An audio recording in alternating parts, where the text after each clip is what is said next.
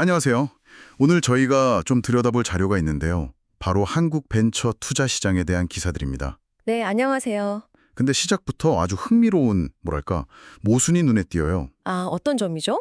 한쪽에선 정부가 곧 엄청난 돈을 풀어서 돈 홍수가 올 거라고 하는데, 다른 쪽에선 스타트업들이 여전히 돈 가뭄 때문에 죽겠다는 겁니다. 그렇죠. 물은 넘쳐 흐른다는데 목마른 사람은 더 많아지는 이상한 상황인 거죠. 네. 그래서 오늘 저희의 목표는 바로 이 역설의 한가운데로 들어가 보는 겁니다. 왜 VC 업계에선 부익부 빈익빈이 심해지는 건지, 또 곧 닥칠 돈홍수가 왜 오히려 독이 될 수 있다는 경고가 나오는지 그 속을 한번 파헤쳐 보겠습니다. 네, 오늘 자료들이 딱 그 부분을 잘 보여주고 있습니다. 지금 벤처 생태계가 겪고 있는 일종의 동맥경화 같은 현상이죠. 동맥경화요? 네, 단순히 시장에 돈이 얼마나 있냐, 이게 중요한 게 아니고요. 그 피가 과연 온몸의 실핏줄까지 제대로 돌고 있느냐, 이 문제거든요. 그 돈의 흐름이 왜 막혀 있는지, 그게 시장 전체를 어떻게 위협하는지에 초점을 맞춰서 이야기 나눠보면 좋겠습니다. 좋습니다. 그럼 그 동맥경화의 첫 번째 증상부터 한번 보죠. 자료들에서 공통적으로 지적하는 핵심 문제가 바로 VC 업계의 극심한 양극화, 부익부 빈익빈 현상인데요. 데이터가 이걸 아주 명확하게 보여준다면서요? 네, 숫자를 보면 상황이 그냥 한눈에 딱 들어옵니다. 어떤가요? 올해 3분기까지 새로 만들어진 벤처펀드 총액이 9조 7천억 원이 넘어요. 작년보다 17% 이상 늘어난 규모입니다. 그럼 시장에 돈이 다시 돌기 시작했다. 이런 긍정적인 신호 아닌가요? 네, 겉으로 보기엔 그렇죠. 하지만 바로 여기에 함정이 있습니다. 함정이요? 같은 기간에 만들어진 펀드의 개수는 오히려 2.4% 줄어서 602개에 그쳤습니다. 아, 잠깐만요. 그러니까 시장에 돈이 담긴 항아리의 총 크기는 커졌는데 그 항아리를 들고 있는 사람 수는 오히려 줄었다는 거네요? 정확한 비유입니다. 결국 모든 물이 몇몇 거대한 저수지로만 쏠려 들어가는 그런 형국이군요. 네, 바로 그겁니다. 펀드 하나당 평균 규모가 훌쩍 커졌다는 뜻이고 자금이 소수의 대형 VC에게만 집중되고 있다는 아주 명백한 증거죠. 심지어 VC 회사 숫자 자체도 줄었어요. 회사도요? 네, 올해 7곳이 문을 닫고 6곳이 새로 생겨서 전체적으로 한 곳이 줄었죠. 업계에서는 이걸 옥석가리기라고 표현하는데 옥석가리기라 결국 작은 것들은 버티기 힘들어지고 있다는 뜻으로 들리는데요. 맞습니다. 아니 근데 왜 이런 현상이 벌어지는 건가요?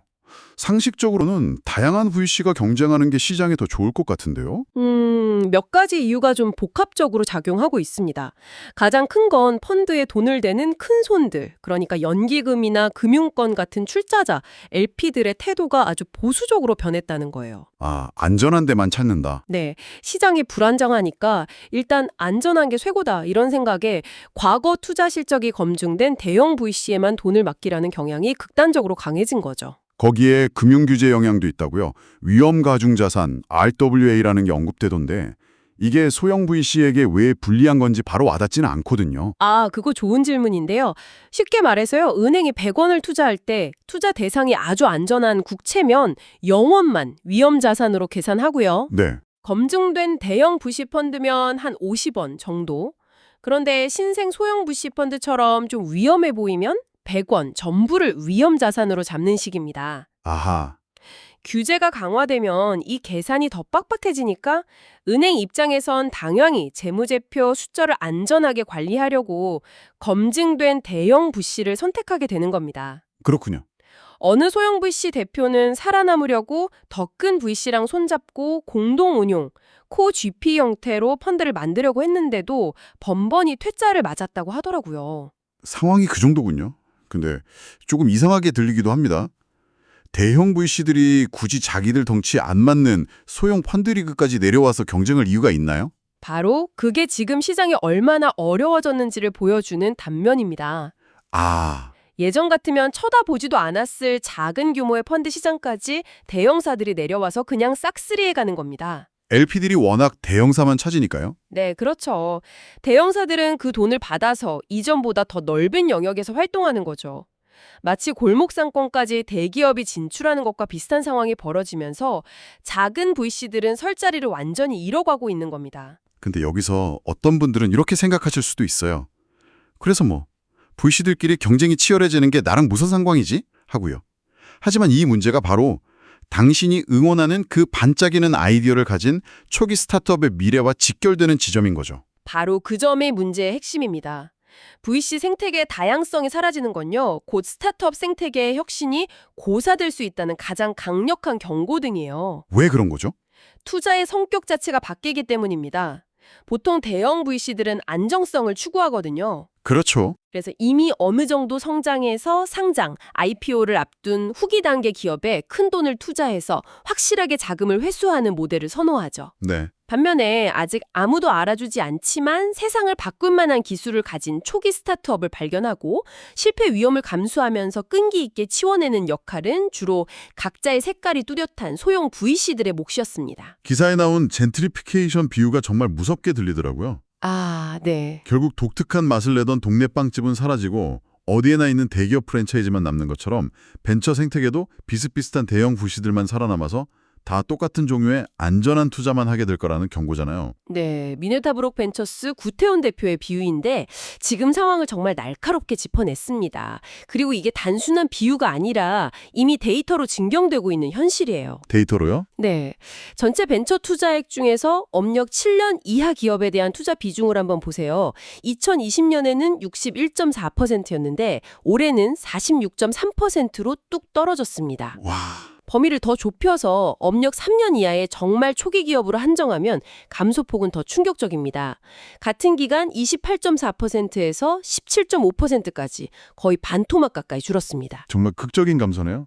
위험을 감수하고 모험에 뛰어드는 애 벤처 캐피탈의 본질인데 그 모험 정신이 사라지고 있다는 뜻으로 들립니다. 맞습니다. VC가 아니라 그로스 캐피털, 그러니까 성장 단계에 있는 기업에 투자하는 사모펀드처럼 변하고 있다는 지적이 딱 맞네요. 정확합니다. 한 VC 관계자의 고백이 참 뼈아픈데요.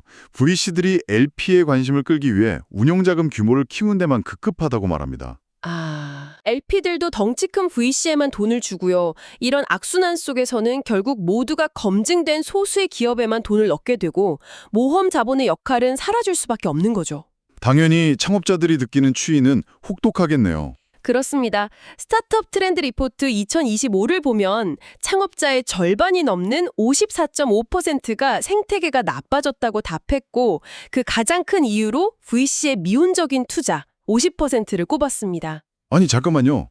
이야기가 이제 완전히 반대로 흐르는데요.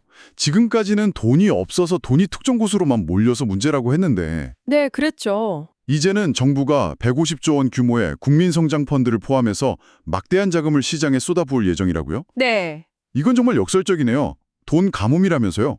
그런데 돈이 너무 많이 풀리는 게 또 다른 문제일 수 있다니 어떻게 된 일이죠? 바로 그 지점에서 시장의 진짜 고민이 시작됩니다. 많은 전문가들이 지금 풀릴 막대한 자금이 오히려 독이 될 수 있다고 우려하고 있어요. 독이요? 네, 가장 큰 걱정은 2020년 전후한 제2의 벤처붐 시절에 플랫폼 업계를 휩쓸었던 밸류에이션 버블의 악몽이 재현될 수 있다는 겁니다. 아, 기업 가치 거품. 네, 기업의 실제 내재 가치와는 상관없이 몸값만 미친 듯이 부풀려지는 현상 말이죠. 그때의 대표적인 비극적 사례가 자료에 언급된 반란이었죠. 네, 그 얘기를 좀 더 자세히 들려주시죠. 온라인 명품 플랫폼 반란의 사례는 버블이 얼마나 허망한지를 보여주는 교과서 같은 경우입니다. 2022년에 이 회사는 기업 가치를 3천억 원으로 인정받으면서 대규모 투자를 유치했어요. 모두가 장밋빛 미래를 그렸죠. 하지만 결국 경영난으로 법정 관리에 들어갔고 법원이 평가한 이 회사의 청산 가치는 고작 20억 8천만 원이었습니다. 3천억 원이 20억 원이요? 네. 투자금의 99% 이상이 그냥 공중으로 사라졌다는 뜻이네요. 그렇습니다. 미래에셋 벤처 투자를 비롯해서 수많은 VC들이 투자금을 사실상 전액 손실 처리했습니다. 누군가에겐 평생 모은 돈이었을 수도 있고 수많은 사람들의 꿈과 노력이 무너진 거죠. 이게 바로 버블이 터졌을 때의 현실입니다. 그런데 지금 특히 AI 분야에서 그때와 비슷한 과열 조짐이 보이고 있다는 거군요. 네, 2024년 3분기 국내 AI 스타트업에 대한 투자 건수는 40% 넘게 줄었는데 투자 금액은 오히려 35%나 늘었습니다. 투자한 회사는 줄었는데 쏟아부은 돈은 늘었다. 결국 소수의 인기 있는 AI 회사에 돈이 몰리면서 몸값이 천정부지로 치솟고 있다는 신호군요. 맞습니다. 글로벌 시장은 더 심각해요. 시장조사 업체 피치북에 따르면 2025년 1분기 전 세계 VC 투자의 무려 57.9%가 AI 스타트업 이 한 분야에만 집중됐습니다. 와, 절반이 넘게? 네. 이러니 새로 풀릴 정부 자금이 정작 돈이 필요한 수많은 초기 스타트업에게 흘러가는 게 아니라 가뜩이나 과열된 AI 분야의 버블만 키우는 땔감으로 쓰일 거라는 경고가 나오는 겁니다. 자, 그럼 이 모든 것의 의미는 무엇일까요? 병의 증상과 원인은 이제 알겠습니다. 동맥경화가 심해지고 있고 잘못된 수혈은 오히려 환자를 위험하게 할 수 있다는 것까지요. 그럼 이 복잡하게 얽힌 문제를 풀기 위한 해법은 뭘까요? 자료들이 몇 가지 대안을 제시하고 있습니다. 돈의 흐름을 결정하는 상류를 바꾸는 겁니다. 즉 출자자와 정책자금의 역할을 재정립하는 거죠. 아, 돈줄을 쥐고 있는 쪽이요? 네, 연기금이나 공제회 같은 주요 LP들이 신생 중소형 VC만을 위한 전용 출자 창구, 이른바 루키리그를 대폭 늘려야 한다는 주장이 힘을 얻고 있습니다. 최근 과학기술인공제회가 6년 만에 이 루키리그를 부활시킨 게 좋은 신호로 평가받고 있죠. 정부의 모태펀드 역할도 중요하겠네요. 그냥 자, 돈 가져가세요 하고 끝낼 게 아니라는 거죠. 그렇죠. 정부 돈은 그냥 푸는 게 목적이 아니라 시장이 못하는 역할을 하도록 유도하는 게 핵심입니다. 예를 들어서 이 돈은 반드시 업력 3년 미만 초기 기업에만 투자해야 합니다. 하고 확실한 꼬리표를 붙여줘야 한다는 겁니다. 용도를 명확히 지정해야 한다. 네. 그리고 성과를 평가하는 기준도 바꿔야 합니다. 단순히 얼마나 큰 펀드를 만들었나가 아니라 정책 목표에 맞게 초기 기업을 얼마나 잘 키워냈나 같은 질적인 기준으로요. 알겠습니다. 그럼 두 번째 해법은 하류, 즉 투자금을 회수하는 엑시트 시장을 개선하는 거군요. 이게 아주 근본적인 문제라고들 하던데요. 맞습니다. 이게 뚫리지 않으면 상류에서 아무리 물을 부어도 소용이 없어요. 현재 우리나라 VC들이 투자금을 회수할 방법은 사실상 IPO, 즉 기업 공개가 거의 유일합니다. 대한상공회의소 설문에서도 VC들은 IPO 요건 개선을 최우선 과제로 꼽았어요. 그중에서도 특히 문제가 되는 게 있다고요? 네, 아주 구체적인 독소 조항이 하나 지적되는데 상장 시 거래소가 창업주의 지분을 20% 이상 유지하라고 요구하는 조건입니다. 잠깐만요. 그 규정은 왜 문제가 되는 건가요? 창업주가 책임 적용을 하라는 좋은 취지 아닌가요? 취지는 좋지만 현실에서는 버블을 만드는 주범 중 하나로 작동합니다. 아, 그래요? 스타트업은 성장을 위해 여러 단계의 투자를 받으면서 창업주 지분이 계속 희석될 수밖에 없거든요. 네. 그런데 마지막 투자 라운드에서 상장하려면 창업주 지분 20%를 맞춰야 한다는 벽에 부딪히는 거죠. 그럼 이 조건을 맞추기 위해 투자자들이 어쩔 수 없이 실제 가치보다 훨씬 높은 기업 가치를 인정해주면서 투자를 하게 됩니다. 아, 울며 겨자 먹기로. 네, 이른바 울며 겨자 먹기로 몸값을 부풀려주는 건데 이게 시장 전체의 거품을 만드는 겁니다. 마지막으로 VC 업계 스스로의 노력, 일종의 자성의 목소리도 있네요. 네, 이제 VC들도 바이오, 플랫폼, AI처럼 유행만 쫓아다닐 게 아니라 각자 정말 잘하는 특정 분야를 정해서 깊이 있는 전문성을 길러야 한다는 목소리가 높습니다.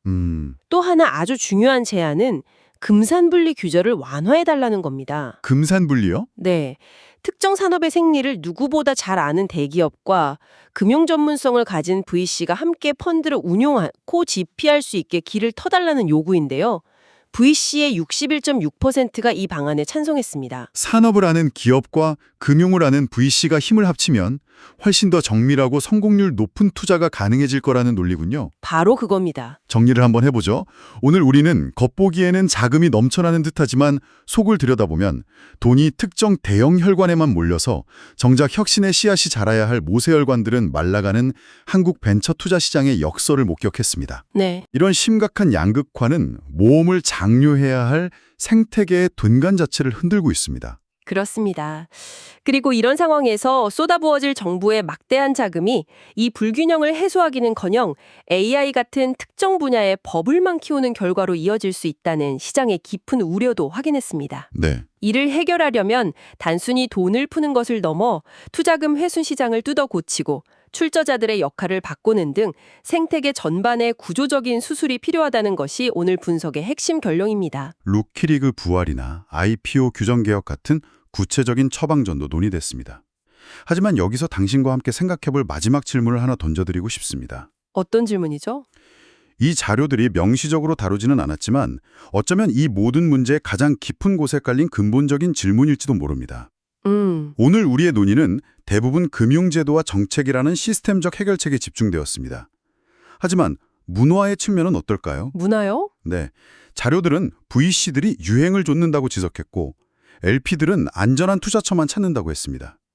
만약 돈을 대는 사람과 운용하는 사람 모두의 핵심적인 사고방식이 실패 가능성이 크더라도 세상을 바꿀 혁신을 길게 보고 지원하기보다 빠르고 예측 가능한 단기 수익을 우선하는 위험 회피에 단단히 뿌리박고 있다면 과연 어떤 제도적 변화만으로 모험 자본, 애드벤처 캐피털의 모험, 애드벤처 정신을 되살릴 수 있을까요?